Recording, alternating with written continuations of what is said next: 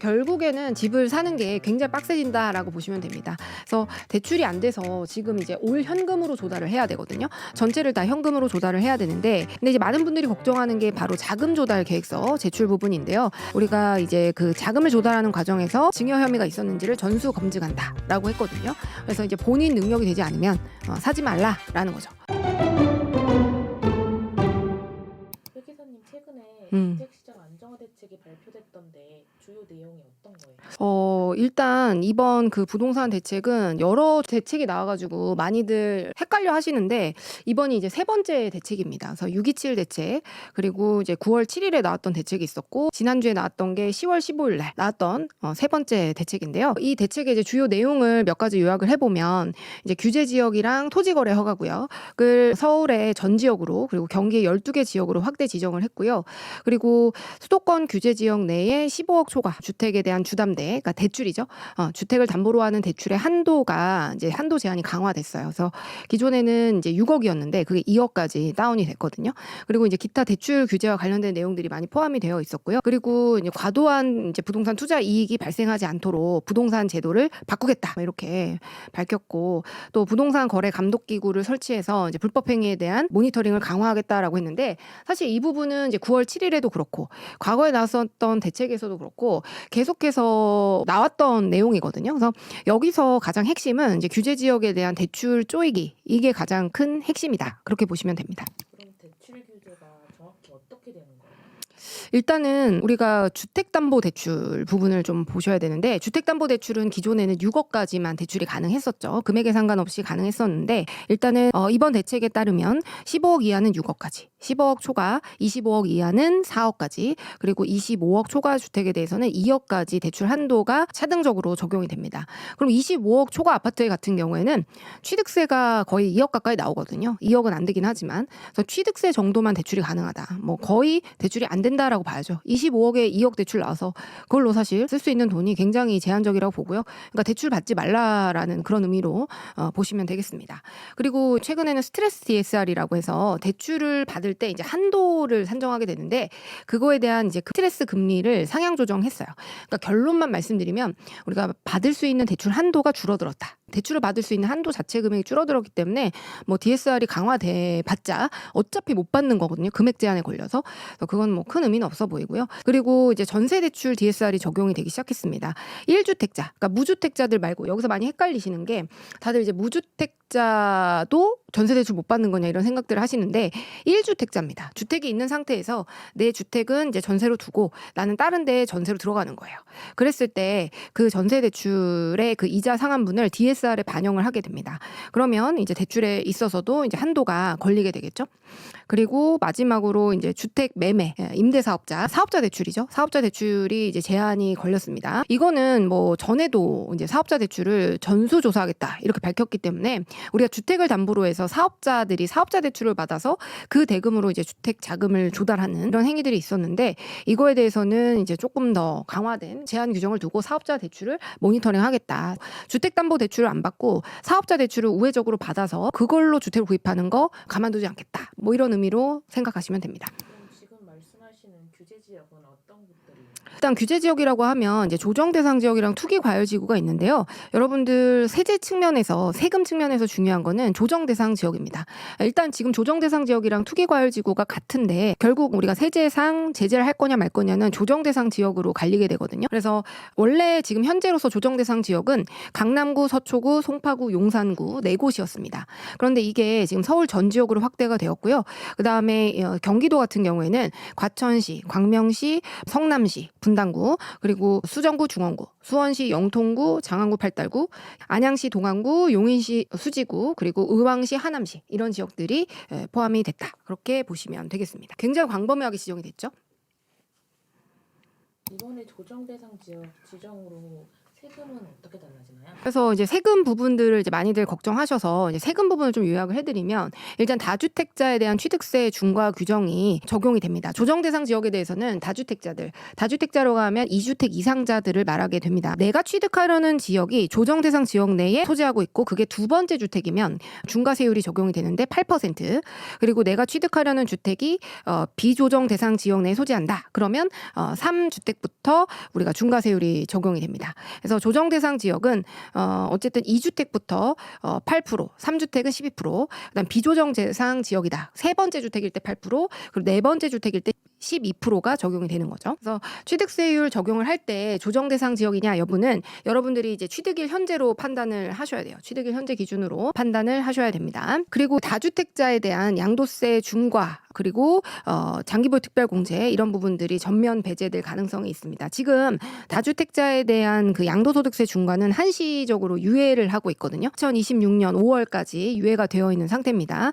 그래서 다주택자분들 파실 분들은 양도세 중과를 받지 않으시려면 5월 9일 이전에, 내년 5월 9일 이전에 매도를 하셔야 됩니다. 그리고 1세대 1주택에 대한 비과세 요건이 강화되죠. 조정 대상 지역의 주택을 사게 되면 우리가 1세대 1주택 비과세를 받게 되는데 그때 보유기간 2년뿐만 아니라 거주기간 2년을 반드시 채워야 됩니다. 원래는 조정 대상 지역이 아니면 보유기간만 채우면 되는 거거든요. 그런데 보유와 그다음에 거주 둘 다 2년씩 채우셔야 되고요. 그리고 이제 주택을 증여할 때 그 취득세 중과세율이 달라지게 되거든요.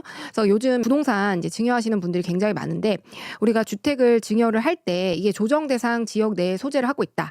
그러면서 주택 공시가격이 3억 원 이상이면 12% 중과세율이 적용되고 있거든요. 근데 만약에 이제 증여자가 1세대 1주택이다. 그래서 자녀나 아니면 배우자한테 증여를 하게 되면 주택수와 상관없이 중과세는 적용이 배제돼요. 근데 어쨌든 이제부터는 조정 대상 지역 내에 2주택 이상인 분들이 공시가격 3억 원 이상인 주택을 증여하게 되면 취득세 중과가 되기 때문에 증여 측면에서도 다주택자분들은 조금 이제 취득세율의 부담이 생기는 그런 상황이다. 그렇게 보시면 됩니다. 토지거래 허가 구역도 확대되었다고 하는데 여기는 또 뭔가요?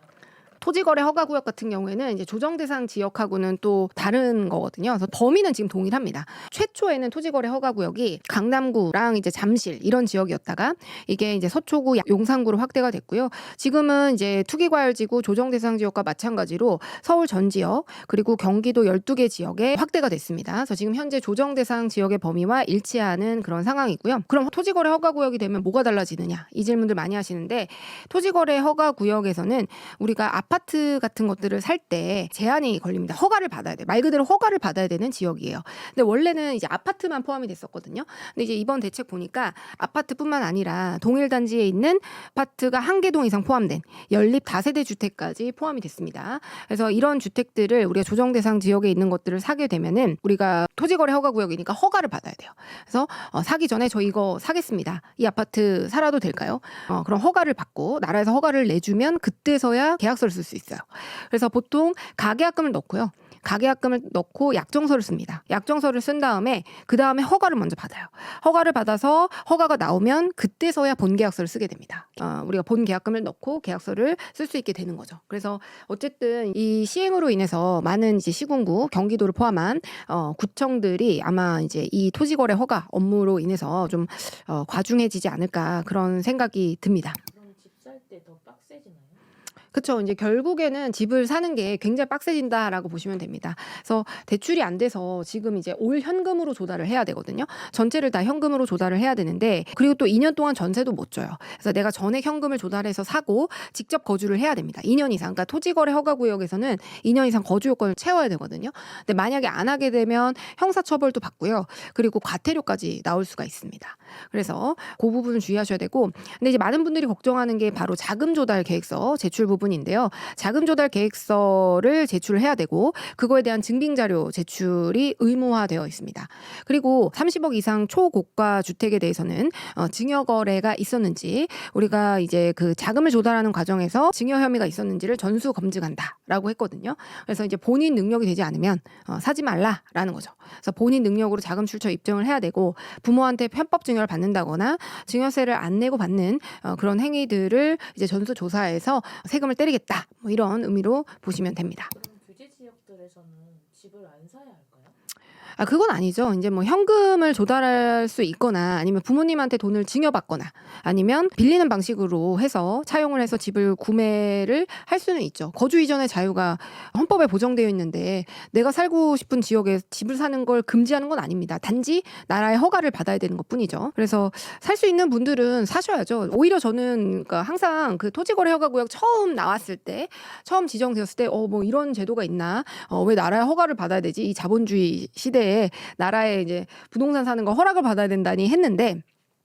일단은 제가 그거 나왔을 때 많은 분들이 집 사기를 포기하셨거든요. 근데 저는 이제 그때도 불구하고 그럼 자금 출처를 잘 입증하시면 된다. 그래서 자금 출처가 이제 명확하신 분들이 오히려 걱정을 하시더라고요. 그래서 그동안 세금도 잘 내고 건강보험료도 많이 내고 이렇게 나라에 기여하신 분들은 이제 소득이 많으셨던 분들, 내가 내 돈 벌어서 하시는 분들은 사셔도 됩니다. 그리고 뭐 부모님이 도와주실 수 있다고 하면 증여세 신고 웬만하면 그냥 하셔야 될 것 같아요. 저는 그러니까 증여세 신고 요즘에는 한 5억에서 10억 정도 현금으로 주시는 거는 그냥 다 신고하시라고. 그러니까 실제로 주실 거면. 근데 부모님 중에서 나는 주는 거 아니야. 지금 잠깐 빌려주고 난 차라리 이자 받고 자녀한테 이자 받고 생활할게 라고 하시는 부모님들도 분명히 계시거든요.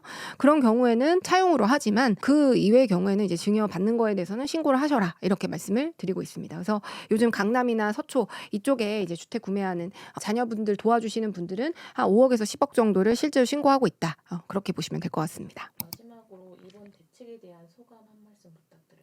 제가 이제 주변에 계속 이제 토지거래 허가구역 지정되고 뭐 강화되고 그런 찌라시가 이제 계속 돌았었잖아요. 그래서 저희 이제 상담 오신 고객분들도 이제 추가 지정이 될 거니까 그냥 빨리 사셔라. 주저하지 말고 지금 빨리 사셔야 된다. 그렇게 이제 말씀을 드렸는데 결국 지정이 됐습니다. 그래서 그 당시에 상담 오셨던 분들 제가 한 2, 3년 전부터 계속 이제 토지거래 허가구역 기회다 이러면서 구매하시라고 말씀드렸거든요.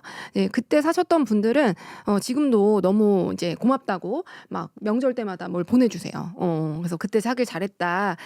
그렇게 이제 말씀을 하시는데 앞으로 뭐 집값은 뭐 높아지지 않을까 싶어요. 유동성이 풀리고 있고 이제 원화 가치 떨어지기 때문에 자산 가치 상승은 불가피하다고 보고요. 그럼 세금도 높아질 수밖에 없어요. 지금 우리 정책 기조 하에서는 세금도 높아지고 규제도 강화될 수밖에 없다. 그렇게 보셔야 될 것 같고. 그래서 부모님 중에 자녀분들 도와주실 수 있는 분들은 지금 도와주셔야 된다. 증여나 아니면 대여를 통해서 지금 빨리 좀 도와주셔라. 그래서 요즘에는 이제 부모론이라는 말까지 등장을 했거든요. 참 안타까운 그런 상황이 아닐까 싶습니다. 그리고 지금 결론적으로는 수요에 비해서 공급이 너무 부족해요. 그래서 우리 다 강남 살고 싶어 하잖아요. 뭐 반포, 압구정 이런 좋은 동네 살고 싶어 하는 수요가 있고 하기 때문에 이 수요를 계속 억제하는 정책들은 부작용이 클 것이다.